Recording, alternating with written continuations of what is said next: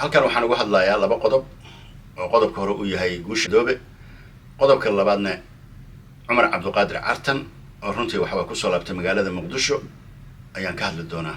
Marka hore aan ku hormaro guusha Doobe waxaan leeyahay congratulations, waxaan leeyahay runtii waa guul farxad leh 8 sano kadib waxa xukunkii lafta gareen halkaas uu ka baxay wax doorasho qof iyo cod ahna ay halkaas ka dhacday oo runtii shacabka ku dhaqan koonfur galbeed ee xildhibaanadooda ku soo xisheen 95 xildhibaan maanta u codeeyay madaxweynahoodii 5 bishan u codeeyay gudoomiyaha iyo gudoomiye ku-xigeenadiisa.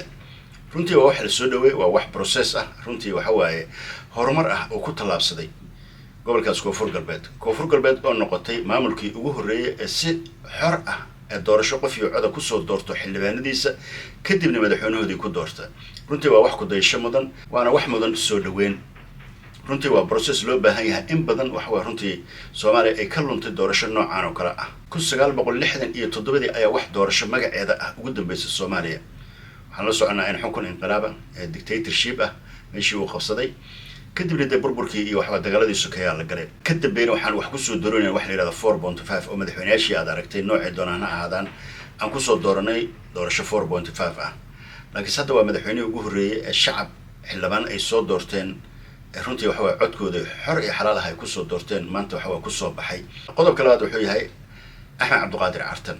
Axmed Cabduqaadir Cartan waxa laga soo celiyay dalka Mareykanka. wuxuu ahaa ninkii ku guuleystay koobka garsoorayaasha qaaradda Afrika, the best of the year oo referee ayuu noqday. waxaa su'aal mudan sababta ay ku soo celiyeen waa wax laga naxo in waxa qof visa qaatay. marka qofka viisaha uu dalbanayo Mareykanka waxa lagu sameeyaa wax la yiraahdo vetting oo investigation waa baaris baa lagu sameeyaa qofka muxuu yahay, muxuu ka soo shaqeeyay, yuu ka tirsan yahay, ururadaas dhalinyaradu ka tirsan yahay, way soo baareen wax walba. waxa uu ku guuleystay inuu viisa qaato multiple oo dalka Canada, Mexico ilaa America inuu intuu doono ku socon karo. waxa waa la sii waa baxay Miami markuu ka dagay. marka waxa waa humiliation in halkaas uu lagu hayo intaas soo socdood baaris lagu sameeyay leerida baaris baan kugu sameeynaa. safaaradda shaqadeeda maxay tahay? safaaradda shaqadeeda waa baaris inay qofka visa ay siinayso ay soo baarto. ninka diwaanin dhalinyaro ah mustaqbal wanaagsan leh, future fiicnaa lahaa oo runtii waxa ku guuleystay garsooranimada qaaradda Afrika.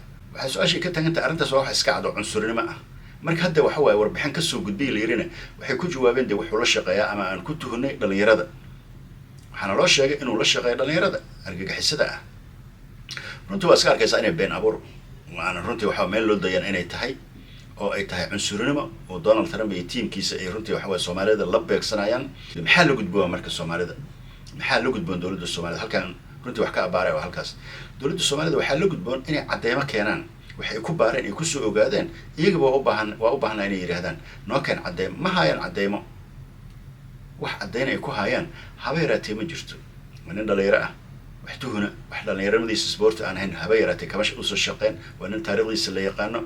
marka dawladda waxaa la gudboon inay u yeerto safiirka Soomaaliya, safiirka xilgaarsiinta ah ee waxa Soomaaliya jooga Mr Davis, inay yiraahdaan waxaan ka codsanaynaa wixii cadeyn dalkaaga oo wiilka ku soo celiyay in aad nala wadaagtaan.